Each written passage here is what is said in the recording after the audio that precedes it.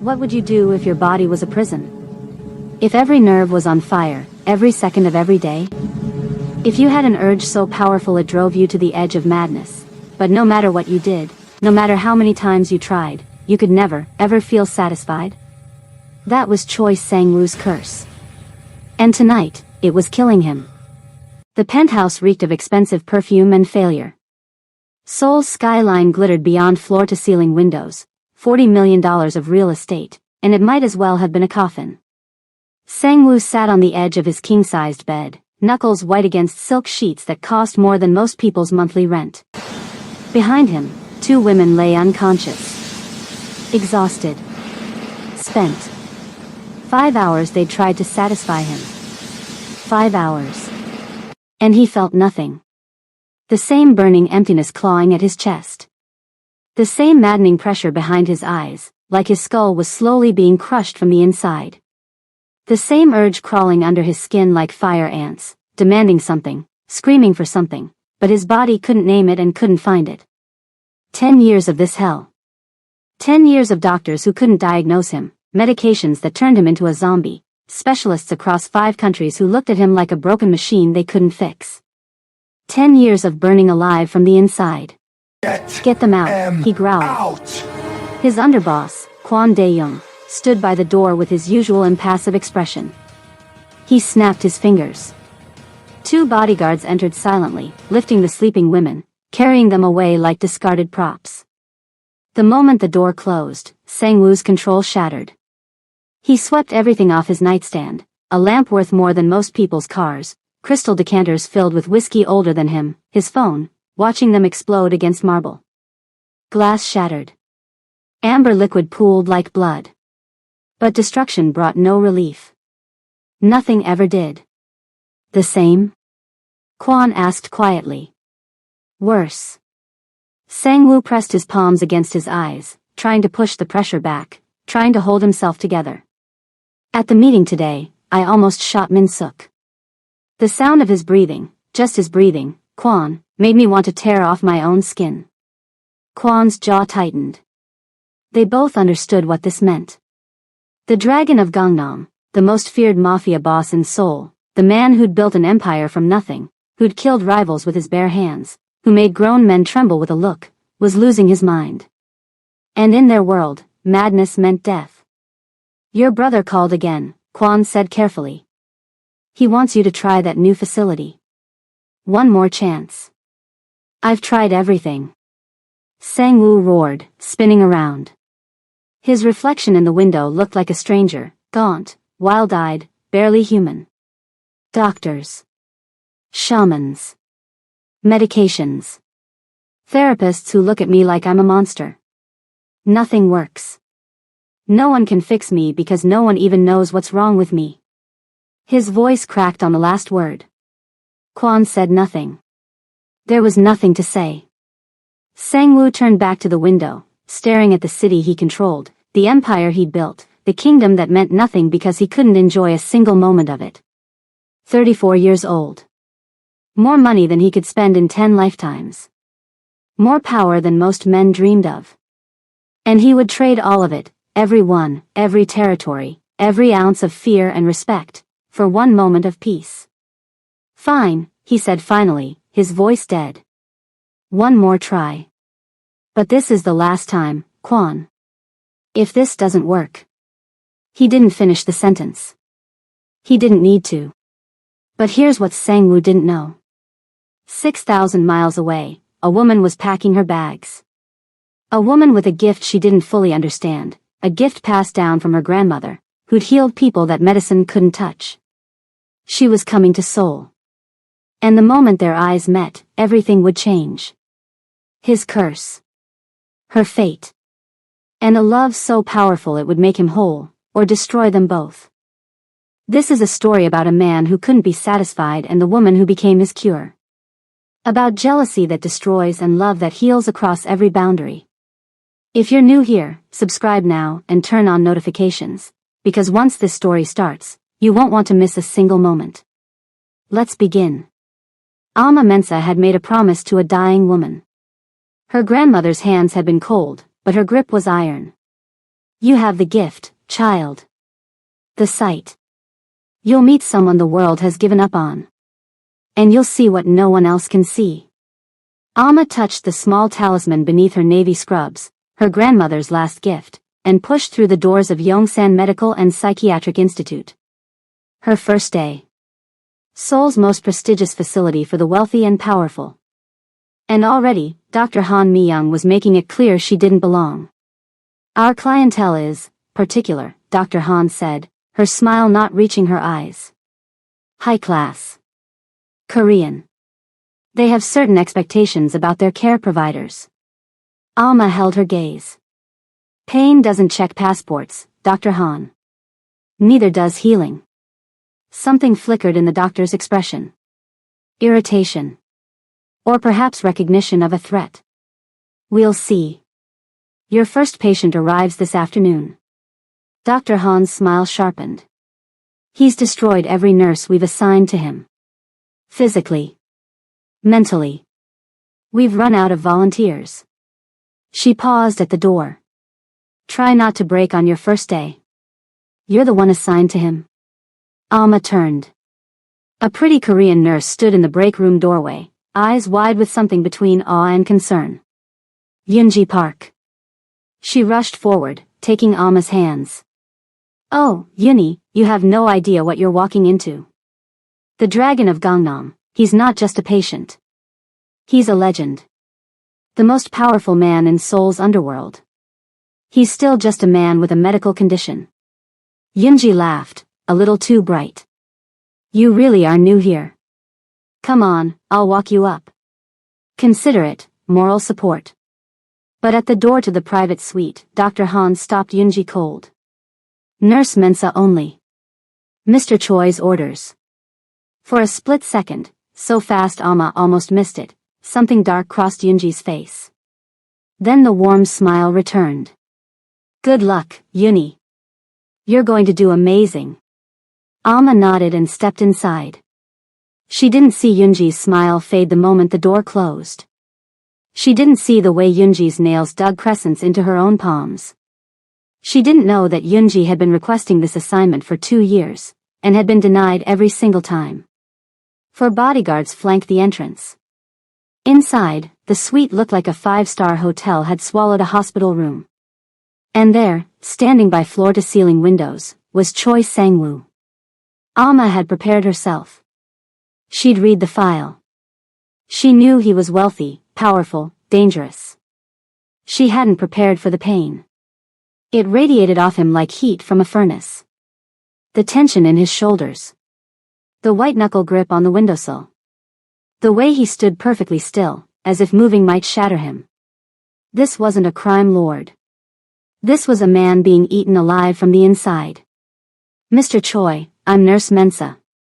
I'll be. He turned. Their eyes met. And the room went silent. Not quiet, silent. The way the world goes silent before an earthquake.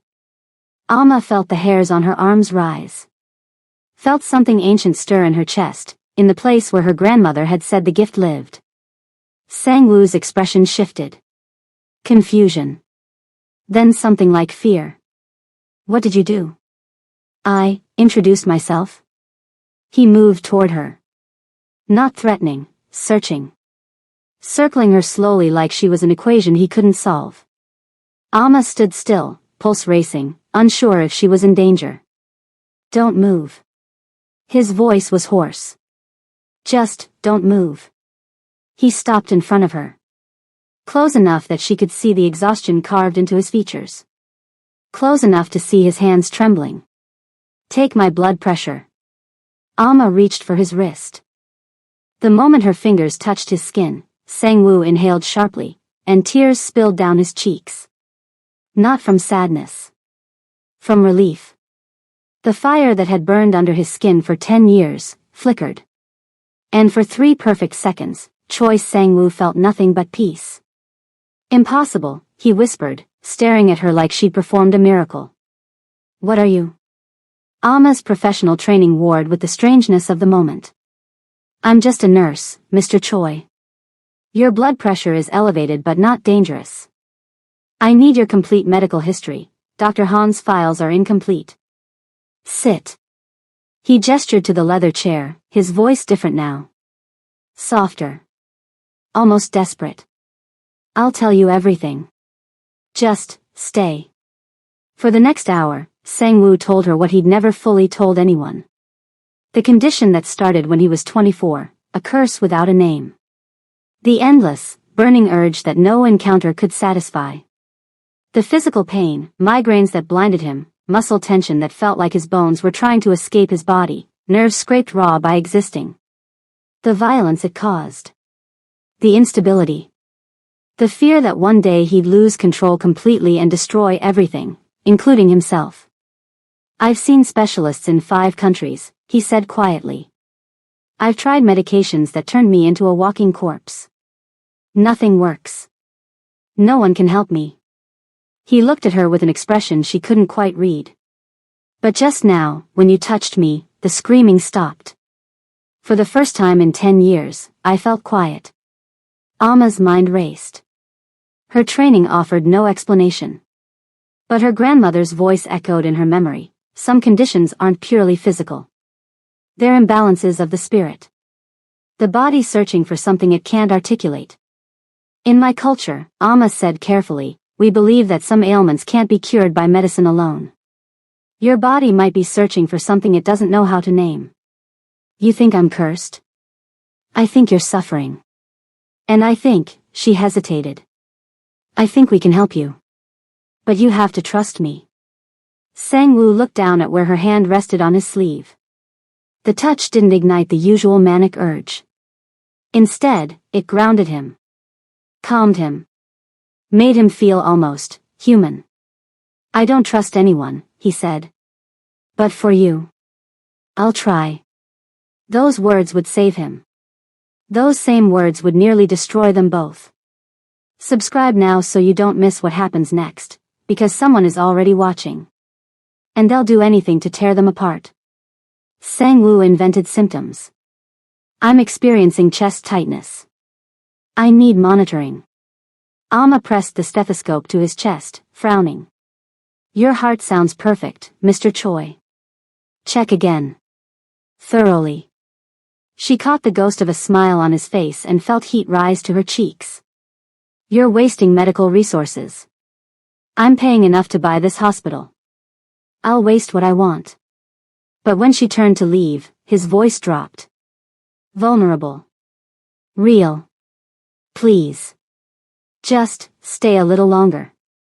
Tell me about Ghana. Alma looked up from her charts. Sang-woo sat by the window, not looking at her, but she could feel his attention like a physical weight. Why? Because when you talk, the screaming in my head stops. She should have maintained professional distance. Instead, she sat beside him and talked about Accra. About her father's clinic where he treated patients who couldn't afford the big hospitals. About her grandmother who'd been a traditional healer, respected throughout their village. About the food she missed, jollof rice, kelaweel, her mother's groundnut soup. Sang-woo listened like every word was oxygen. You're homesick, he said finally. Sometimes. I could fix that. I could bring your whole family here. Whatever you need. Alma shook her head, smiling. You can't buy away homesickness, Mr. Choi. Sang-woo. What? Call me Sang-woo. Something softened in his eyes. Mr. Choi makes me feel like my father. Your cortisol levels have dropped 40%. Alma showed him the results, professional pride mixing with something warmer. Whatever we're doing is working. Sang-woo said nothing. But they both knew the truth. It wasn't the facility. It wasn't Dr. Han's treatment plan. It was her. Her presence. Her voice. The way her touch grounded him in a body that had felt like a prison for 10 years. Kwon had noticed the change. You haven't had an episode in almost a month, Hyung-nim. This is unprecedented. Don't jinx it, Sang-woo had replied. But hope, a feeling he'd thought dead, had started growing in his chest. Now, during what was supposed to be a routine checkup, he made his move. Have dinner with me. Alma's pen stopped mid-note. Excuse me? Not here. My penthouse. Just dinner. He finally met her eyes, and the loneliness there made her chest ache. I don't want you as my nurse, Alma. I want to know you. The real you. That's completely inappropriate. You're my patient. Then discharge me. The words hung in the air. A challenge. An offering. Alma's professionalism warred with something deeper. Something she'd felt since the first moment their eyes met. I'll think about it. Sang-woo smiled, the first real smile she'd ever seen from him. That's not a no. Meanwhile, Yoonji watched from the observation room. She'd been watching for 3 weeks. And the jealousy had stopped being a whisper. You're troubled, Yoonji. Yoonji didn't turn. She'd felt Dr. Han approach. Her aunt always moved like a predator. It's nothing, Imo. It's not nothing. Dr. Han appeared beside her, watching Alma's retreating form through the one-way glass. You've worked here for 2 years. You're beautiful. Educated. Korean. But he looks at her like she's the only woman in the world. Yoonji's reflection in the glass looked like a stranger. Hard. Hungry. What do you want, child? I want what she has. Dr. Han smiled. And in that smile was something ancient and patient and cruel. Then let's take it. She didn't explain how. She didn't need to. Whatever was coming, Alma wouldn't see it until it was far, far too late. The dinner changed everything. Sang-woo's penthouse was stunning but somehow warm, a mix of modern luxury and traditional Korean elements. Floor-to-ceiling windows overlooking Seoul's glittering skyline. Art that probably cost more than her entire education. But what made Alma's breath catch wasn't the luxury. It was the dining table. Jollof rice. Fried plantains. Groundnut soup. Grilled tilapia with Shido sauce. Ghanaian food. All of it. You did this for me? Sang-woo shrugged, but she could see he was nervous. The most feared Mafia boss in Seoul, nervous. I wanted you to feel at home. They talked for hours. Sang-woo told her about his brother Jae-hwan, the only family he had left. About building his empire from nothing after their parents died, his father murdered by rivals, his mother from grief 6 months later. About the loneliness of being feared rather than known. Everyone sees the dragon, he said quietly. The boss. The monster. No one sees me. I see you, Alma said. I saw you the first moment in that hospital room. Not the dragon. Just a man in tremendous pain who'd forgotten what peace felt like. He looked at her with something raw and vulnerable in his eyes. I've done terrible things, Alma. I'm not a good man. You're a man who's been in pain, she corrected gently. There's a difference. When he kissed her, it was tentative and gentle, nothing like the fearsome crime lord reputation. Alma felt the rightness of it in her bones. And when the kiss deepened, when they moved to his bedroom, when they made love with a tenderness that shocked them both, Sang-woo experienced something he'd never felt in his entire adult life. Satisfaction. Completion. Peace. He woke with Alma in his arms, the chronic urge completely absent for the first time in a decade. No pain. No manic desperation. Just contentment. You cured me, he whispered against her hair. Maybe you were never broken, she whispered back. Maybe you were just waiting for the right person. Sang-woo's announcement to his syndicate was characteristically direct. He gathered his captains in the private room of his restaurant, the same room where he'd ordered deaths, negotiated territories, built his empire. Alma Mensa is under my protection. She's mine. Anyone who looks at her wrong answers to me. Anyone who disrespects her doesn't walk away. Am I clear? The implications were unmistakable. The dragon of Gangnam had claimed a woman, a foreign woman, an African woman, as his future wife. Seoul's underworld buzzed with shock and speculation. But Sang-woo didn't care. For the first time in years, he could think clearly, lead effectively, be the boss his organization needed. All because of her. He courted Alma properly despite already knowing her body. Learned Shui phrases to make her laugh. Attended church with her even though religion had never interested him. Met with Ghanaian community leaders in Itiwan to understand her culture. You're really serious about her, Kwan observed one evening, watching Sang-woo review engagement rings with a private jeweler. She saved my life. Gave me peace I thought was impossible. Sang-woo held up a ring that blended Korean and Ghanaian design elements. I'm going to marry her, Kwan. Soon. Alma shared her joy with Yoonji, not seeing the forced quality of her friend's smile. He proposed. Well, he's planning to propose officially at a party next week. Yoonji, I never imagined I'd find this here. I came for my career, and I found everything. I'm so happy for you, Yooni. Yoonji hugged her tight. You deserve everything. Her nails dug into Alma's back just a little too hard. But Alma didn't notice. She was too happy to notice anything. The engagement party was everything Alma never knew she wanted. Sang-woo had blended Korean and Ghanaian traditions in ways that made her chest ache. Kent cloth patterns woven into the decorations. Jollof rice served alongside Korean barbecue. A DJ playing Afrobeats that made the older Korean guests look confused and delighted. Alma wore a custom gown that incorporated Kent cloth into a modern Korean silhouette. She looked like royalty, felt like royalty, with Sang-woo's hand warm on her waist. I love you, he murmured against her ear. My miracle. My cure. I love you too. Guests mingled. Champagne flowed. The cream of Seoul's underworld and high society mixed in an uneasy but respectful truce. Neither Sang-woo nor Alma noticed Dr. Han's careful movements through the crowd. Neither of them saw her slip something into a glass. Neither of them noticed when that glass was placed directly in Sang-woo's path. The first warning was the heat.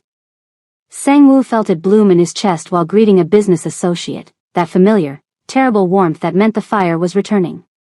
No. Not possible. I'm cured. But the heat spread. Into his limbs. Under his skin. Behind his eyes. The sound of the party became overwhelming. Every voice, every laugh, every clink of glass scraped against his nerves like broken glass. Sang-woo? Alma touched his arm, concern crossing her features. You look pale. Are you feeling all right? He couldn't answer. The urge was roaring back, worse than before, faster than before. Like a dam breaking. Like fire consuming everything in its path. No.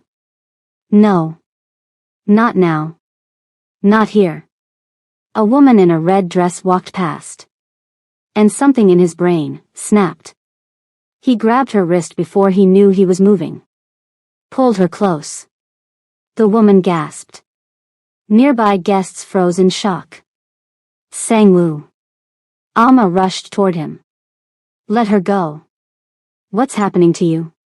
But when he looked at Alma, the woman who'd been his peace, his cure, his everything, he felt nothing. Worse than nothing. He felt suspicion. Why isn't she calming me?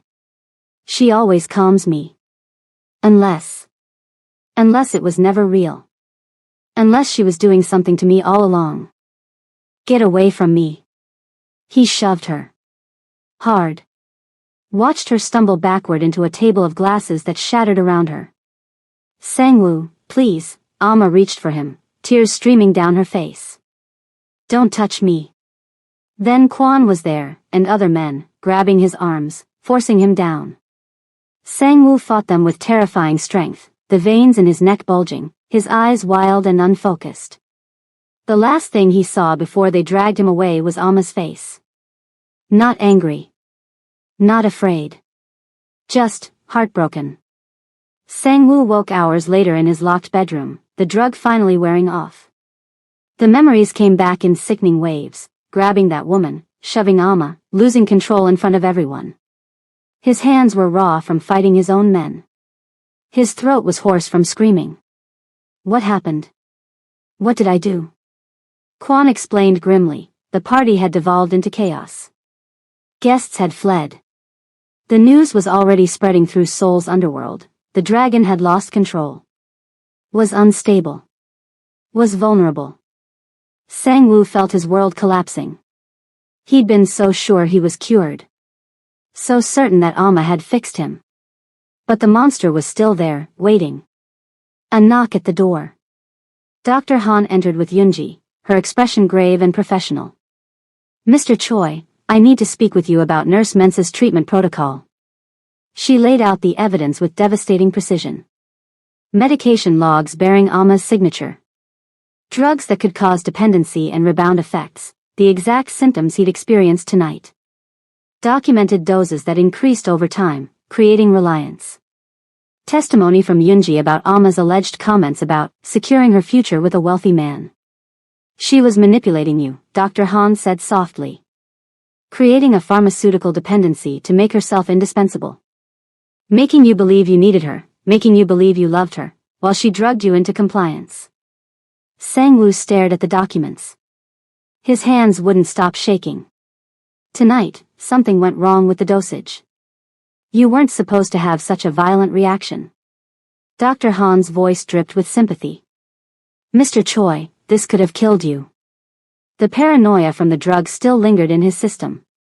His worst fears, that Alma's care had been calculated, that her love was transactional, seemed suddenly, horribly plausible. Everyone betrays you eventually. Everyone wants something. Why would she be any different? Bring her here, he ordered.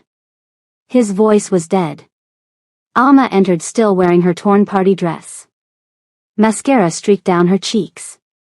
But the moment she saw Sang-woo, she rushed toward him. You need a full medical evaluation. Something triggered your condition, something external. We need to run blood panels, check for. What did you give me? His voice stopped her cold. What? What did you give me? He stood, and the man facing her wasn't the gentle lover who'd held her just hours ago. This was the dragon of Gangnam. Cold. Brutal. Deadly. I didn't give you anything outside your prescribed. He threw the falsified documents at her feet. Explain these. Alma picked them up. Her confusion turned to horror as she read. This isn't. I never signed these. I never administered these medications. Sang-woo, this is fake. Someone forged my signature. You made me believe I was cured. His voice cracked despite his efforts to stay cold. You made me believe you loved me. You made me think I could be normal, be happy. I do love you. I would never. Love? He laughed, bitter and broken. You saw a desperate, wealthy man with a condition no one could treat, and you exploited him. Created a dependency so I'd need you. So I'd marry you. So you could secure your future. No. Alma's tears flowed freely. Please, listen to me. Let me investigate these documents. Let me prove my innocence. Sang-woo, please. But the Mafia boss had fully re-emerged, cold and brutal, all vulnerability locked away behind walls of ice. You have 24 hours to leave Seoul. If you're still here after that, my protection is gone. His eyes were dead as he looked at her. And this city is very dangerous for people who cross me. Look at me. Alma stepped toward him despite the guards. Look me in the eyes and tell me you believe I could hurt you. Sang-woo looked. And she saw the moment he chose to believe the lie. That's your gift, isn't it? His voice was hollow. Making men believe. Something in Alma's heart didn't break, it died. Get her out of my sight, he told Kwon. As Alma was dragged away, sobbing, Yoonji stepped forward with perfect timing. I'm so sorry, Mr. Choi. I tried to warn her to be honest with you. I told her this would only end badly, but she wouldn't listen. She placed a gentle hand on his arm. If there's anything I can do to help you through this. Sang-woo barely heard her. He was watching Alma disappear through the door, something in his chest screaming that this was wrong, that he was making the worst mistake of his life. He ignored it. He'd trusted before, and look where it got him. Never again. How did they turn his cure into his poison? Will Alma survive what comes next?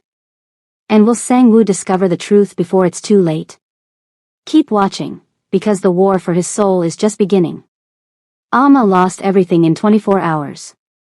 Her job, terminated for ethical violations. Her reputation, destroyed by whispers that spread through Seoul's medical community like wildfire. Her visa, under review, her work permit suspended pending investigation. The Korean medical community closed ranks against her. The African nurse who tried to trap the Mafia boss. They said it with disgust, with pity, with satisfaction, as if they'd always known she didn't belong. Her landlord evicted her. Former colleagues wouldn't return her calls. The friends she'd made in Seoul suddenly couldn't remember her number. Alma survived on the kindness of a Ghanaian family in Itaewon who'd heard her story and refused to believe the official version. "You can stay as long as you need, sister," the mother said, pressing food into her hands. "We look after our own. And we know lies when we hear them."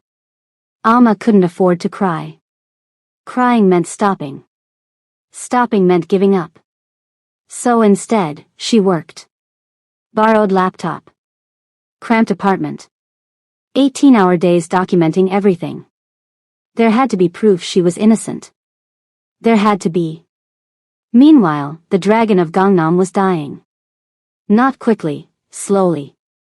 The condition returned with a vengeance, worse than before. Because now he knew what peace felt like. And he destroyed it with his own hands. Sang-woo cycled through women desperately, trying to recreate what he'd had with Alma. Nothing worked. Models. Actresses. Escorts who specialized in wealthy clients. None of them quieted the screaming in his head. None of them made the fire stop. Some left crying. Some left afraid. All left dissatisfied. The urge consumed him, making him volatile and dangerous. His syndicate operations suffered. He took unnecessary risks, nearly starting a gang war over a minor territorial slight. Made aggressive moves that worried his advisors. "You're going to get yourself killed," Kwon said after Sang-woo barely survived an ambush he should have seen coming. "Maybe that's better than this." Yoonji came to him. Wore her prettiest clothes. Spoke in her softest voice. Touched his arm the way Alma used to. He felt nothing. "Perhaps with time," Dr. Han suggested during a follow-up consultation. "Yoonji could provide the stability you need. She's loyal. She's honest. She genuinely cares about your well-being."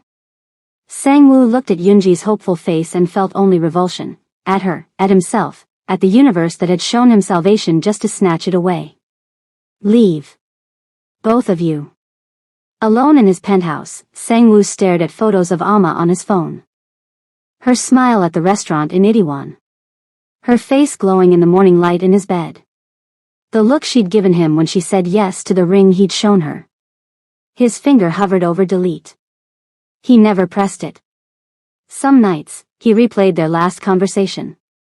The conviction in her voice. The genuine shock in her eyes when she'd seen the documents. "This is fake. Someone forged my signature. Was it possible?" He pushed the thought away. He couldn't afford doubt. Doubt was weakness. Doubt got you killed. But at 3 a.m., when the urge clawed at him and no amount of violence or sex could quiet it, Sang-woo wondered if he'd made the worst mistake of his life. The first crack in the lie came on a Tuesday at 3 a.m. Alma's eyes were burning from hours of reviewing documents, cross-referencing timestamps, building her case piece by piece. Then she found it. A medication log showing her signature on a treatment administered on April 15 at 2:30 p.m. But on April 15 at 2:30 p.m., Alma had been at a nursing conference in Busan. She had photos. She had flight records. She had the conference attendance sheet with her signature, her real signature. "Someone forged my signature," she breathed, energy surging through her exhausted body. She dug deeper. Found more inconsistencies. A treatment on April 22, when she'd been off duty with documented food poisoning. Another on April 28, when security footage would show her nowhere near Sang-woo's wing of the facility. The frame job was good, but not perfect. Now she just needed someone who would listen. The knock came on a rainy Thursday evening. Alma opened the door to find a young Korean man in an expensive coat, rain dripping from his hair. He looked like Sang-woo, same jawline, same intense eyes, but softer somehow. Kinder. Before you scream or slam the door, I'm not here to hurt you. He held up his hands. My name is Jae-hwan. Choi Jae-hwan. I'm Sang-woo's brother. Alma's heart hammered. Did he send you? No. He doesn't know I'm here. Jae-hwan's expression was pained. I'm here because my brother is destroying himself and I don't believe you did what they said. Why? He was quiet for a moment. Because I've seen women try to manipulate my brother. They look at his money, his power, what he can give them. They don't look at him. He met her eyes. You looked at him like he was just a person. Like you actually saw him. Women who want to trap men don't look at them like that. Alma's eyes welled with tears she'd forbidden herself to shed. I loved him. I still love him. And someone destroyed us. Come in, I'll show you what I've found. For hours, they reviewed her evidence together. Jae-hwan's expression darkened as he recognized the implications. If you're telling the truth, someone went to extraordinary lengths to frame you, he said. Who benefits from you being gone? I don't know. I'm just a nurse. I have no enemies. But my brother does. Jae-hwan's jaw tightened. And whoever did this knew exactly how to hurt him. Knew his condition, knew his vulnerabilities, knew how to trigger him and make him turn against you. Someone inside the facility. Someone with access to medical records. To medication. To him. Jae-hwan pulled out his phone. I have contacts who can dig deeper. Financial records. Communications. If someone was paid to do this, there'll be a trail. Why are you helping me? Jae-hwan was quiet for a long moment. Because when Sang-woo was with you, he was happy. Actually happy, something I haven't seen since we were children. His voice was rough. And now I watch him destroy himself a little more every day. If there's any chance you were innocent, if there's any chance of bringing him back, I'll take it. The investigation took weeks. They discovered Dr. Han's history first, a pattern of exploiting wealthy patients at previous facilities, using information against them, extracting payments for silence. She'd been quietly pushed out of 3 hospitals before landing at Yongsan. Then they found the financial records. A large payment to Dr. Han's private account, made 3 days before the engagement party. The payment came from a shell company that traced back to Park Min-suk, leader of the Jade Tiger Syndicate. Sang-woo's most dangerous rival. They paid her to destabilize him, Jae-hwan said, staring at the documents. To take away the one thing that was making him strong. This was a coordinated attack. And Yoonji? More digging. More records. Yoonji's family connection to Dr. Han, she was her niece. The 2-year pattern of Yoonji trying to get close to wealthy patients. Her previous failed attempts to attract Sang-woo's attention. She wasn't in on the rival syndicate part, Jae-hwan concluded. She was just jealous. Dr. Han used that jealousy as a tool. Alma stared at the evidence, proof of her innocence laid out in documents and records and financial trails. We need to tell him. He won't listen to you. Not yet. Jae-hwan was already planning. But he'll listen to evidence. And I know exactly when to present it for maximum impact. Dr. Han had orchestrated the press conference perfectly. All the major media outlets. Representatives from Seoul's elite medical community. The most powerful figures in the underworld, gathered to witness the Dragon of Gangnam endorse her facility. Sang-woo stood beside Yoonji, positioned as his personal recovery specialist. The implication was clear, she was being introduced as his future partner. Yoonji glowed with triumph. Everything she'd wanted for 2 years was finally within reach. Dr. Han stepped to the podium. Ladies and gentlemen, thank you for joining us today. It is my honor to announce a new partnership between Yongsan Medical and Psychiatric Institute and Dr. Han. Kwan's voice cut through the room. He walked directly to Sang-woo, holding a tablet, his expression grave. You need to see this. Now. Sang-woo's brow furrowed. He took the tablet. On the screen, security footage. Financial records. Pharmaceutical receipts. And Amma's voice, recorded testimony. The medication logs show my signature on April 15th. But I was in Busan on April 15th. Here's my flight record. Here's conference attendance. Here's hotel security footage. Someone forged my signature. Someone framed me. Sang-woo's hands began to shake. And here's the bank transfer. Made 3 days before the engagement party. To Dr. Han's private account. From a company owned by Park Min-suk, leader of the Jade Tiger Syndicate. The room was silent. Dr. Han's face drained of color. Sang-woo looked up from the tablet. His eyes found Dr. Han's, and the temperature in the room seemed to drop 20 degrees. Continue the presentation, he said quietly. I want everyone to hear this. He connected the tablet to the main screens. The evidence played for everyone, the forgeries, the security footage proving Amma's innocence, the financial payment from his rivals, the pharmaceutical compound traced to Dr. Han's private pharmacy. Murmurs rippled through the crowd. The assembled crime lords understood immediately what they were seeing. Betrayal. Treason. An assassination attempt by a rival syndicate, enabled by a woman they trusted. You were paid by my enemies, Sang-woo said, his voice deadly calm. To poison me. To destroy my relationship. To make me unstable so I could be removed. He stepped toward Dr. Han. That's treason against the syndicate. That's attempted assassination. Mr. Choi, please, Dr. Han stepped backward, but there was nowhere to go. I can explain. There is no explanation. Sang-woo's voice was ice. You know what happens to traitors.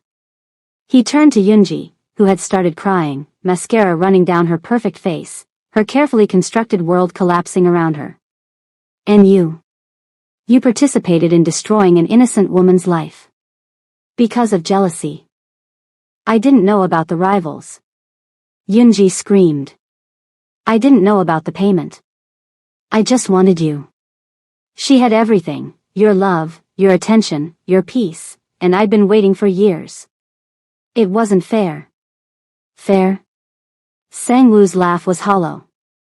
You destroyed my happiness because it wasn't fair? You helped ruin the only person who ever gave me peace because you were jealous? He looked at her with something like pity. You were never going to have me, Yoonji. You could never be her. You don't have whatever she has, that thing that quieted the monster inside me. All you have is ambition and jealousy and a pretty face. He shook his head. And now you don't even have that. Your career is over. Your reputation is destroyed. Live with what you've done. He signaled his men. Take Dr. Han. She knows what happens to traitors. Dr. Han didn't scream as they dragged her away. She knew it was pointless. Yoonji collapsed to her knees, sobbing. No one moved to help her. But Sang-woo was already gone, running for the door, running for his car, running for the only person who mattered. Find her. Find her. Find her. The Ghanaian family's home in Itaewon was modest but warm. Amma was packing her suitcase. Her visa had expired. Her options had run out.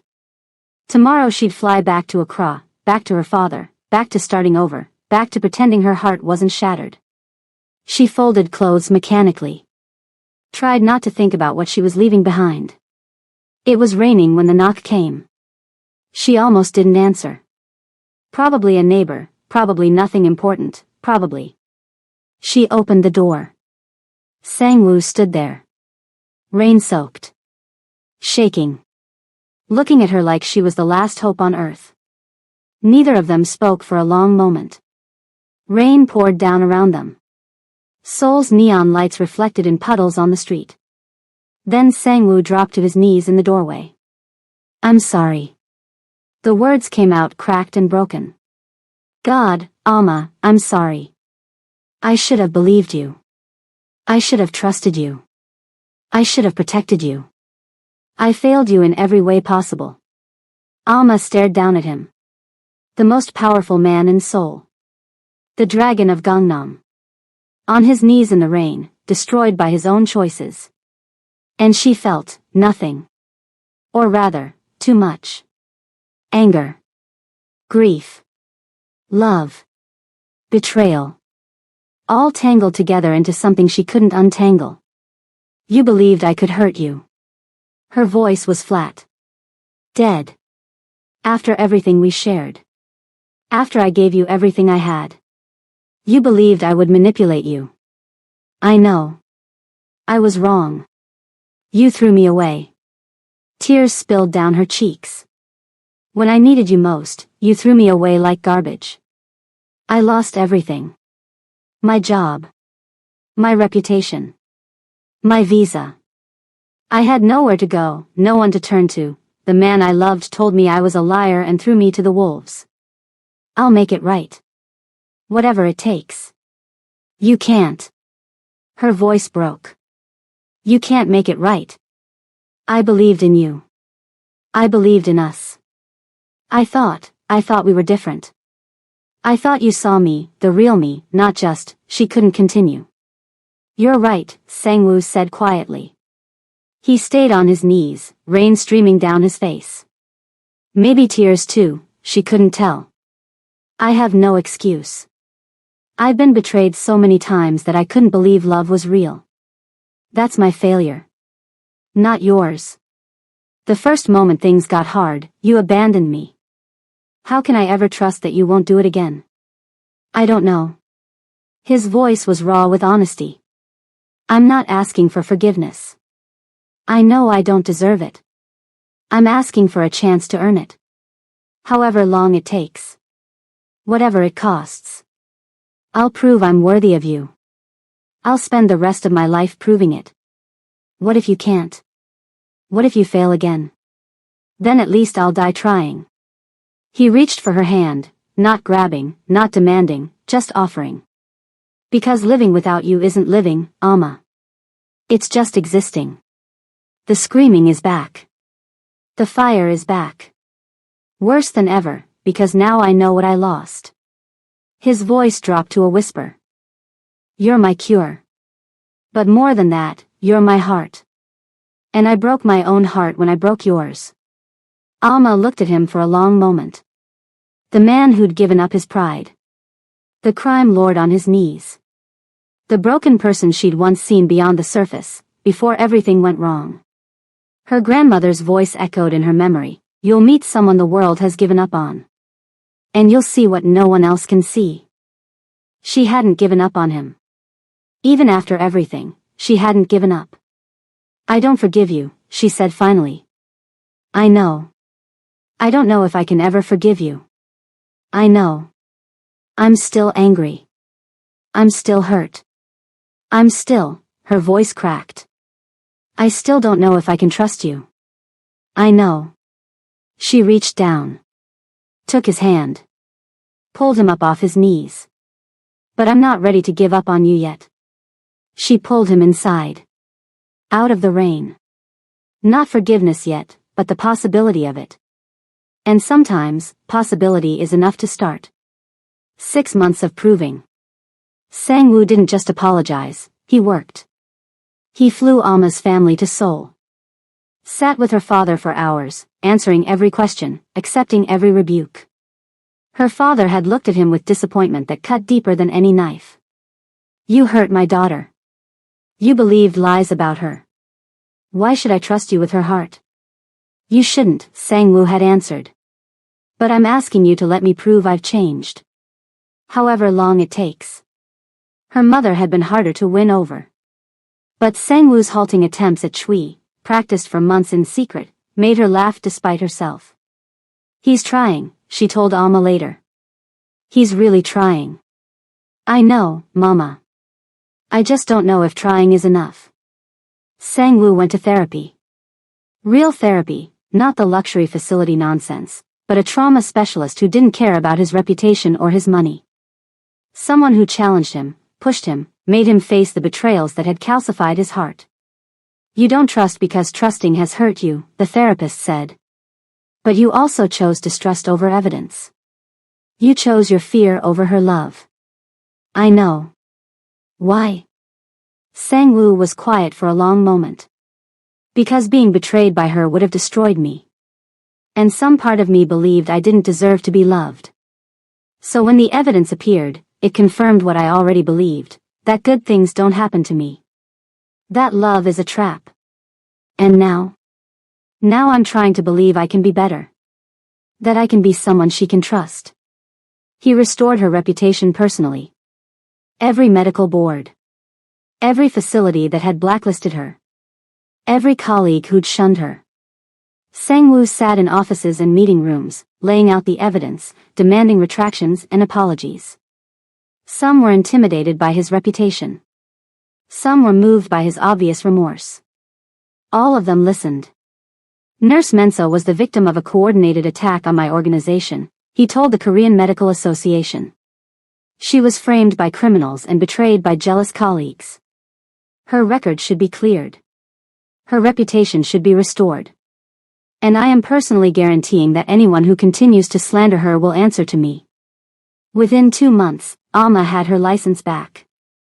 Within 4, she had job offers from 3 top facilities. You didn't have to do all that, she told him over dinner, their first dinner in months where she felt something other than pain. Yes, I did. I destroyed your career. The least I can do is rebuild it. Sang-woo. I know I can't undo what I did. But I can try to make it right. Every day. For the rest of my life. They took things slowly. No pressure. No expectations. Just 2 people learning to trust again. Sang-woo discovered that his condition, while not cured, was manageable when Alma was in his life.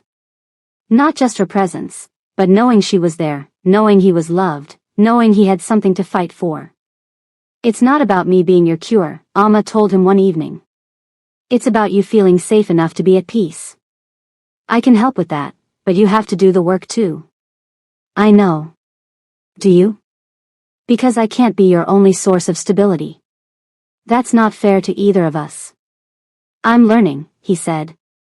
The therapy helps. Having purpose helps. But you. He took her hand. You make it all worth it. You make me want to be better.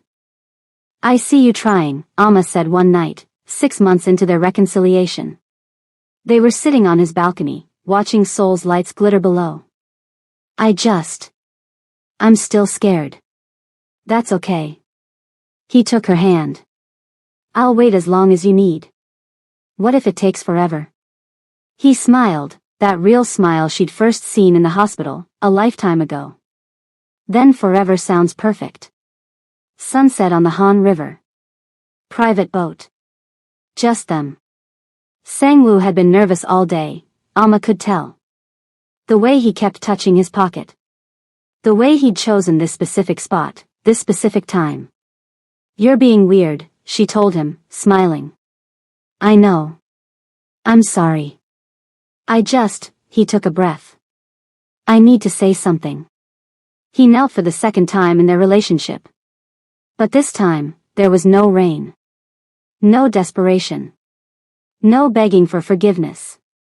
Just peace. I'm still a Mafia boss, he said, pulling a ring box from his pocket. My world is still dangerous. I still have enemies. I'll probably never be a normal husband. There will be threats, and fear, and nights when I have to do terrible things. I know who you are. And I know who you are. His voice was steady. You're the woman who saw me when no one else could. Who stood in front of a monster and saw a man in pain. Who loved me even when I didn't deserve it.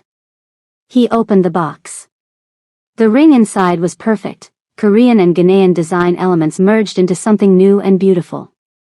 Be my wife. Not as my cure, as my partner. Let me spend the rest of my life loving you the way you deserve. Alma looked at the ring. Felt her grandmother's words echo one last time. You'll meet someone the world has given up on. And you'll see what no one else can see. She'd seen him.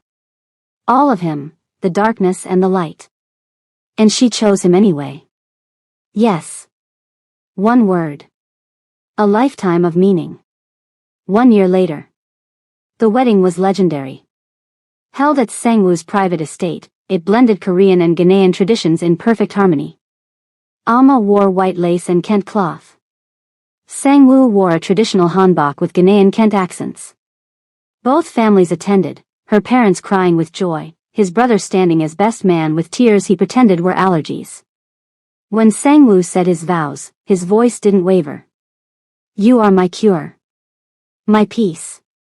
My home. I spent years in darkness, believing I was cursed. But I wasn't cursed, I was waiting. Waiting for you.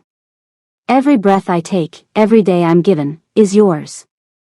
Alma's vows were simpler. I see all of you.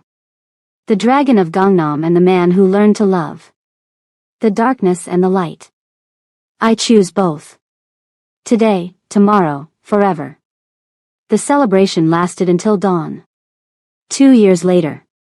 Their daughter had Alma's warm brown skin and Sangwoo's intense eyes. She slept between them in the early morning light, tiny fingers wrapped around her father's thumb. Sangwoo watched her breathe, still amazed that something so perfect could exist. Do you ever regret it? Alma whispered. Choosing someone so different? Sangwoo kissed her forehead. I spent years searching for satisfaction with all the wrong people. Trying to fill a void with money, power, violence, sex. Nothing worked. He smiled. Turns out I wasn't looking for satisfaction at all. What were you looking for? You. He pulled her closer, their daughter safe between them. I was looking for you. Outside, Seoul glittered in the early light. Inside, there was only peace. True love doesn't just heal wounds, it makes them meaningful. If this story moved you, you'll love what's coming next week. Subscribe. Turn on notifications. And I'll see you there.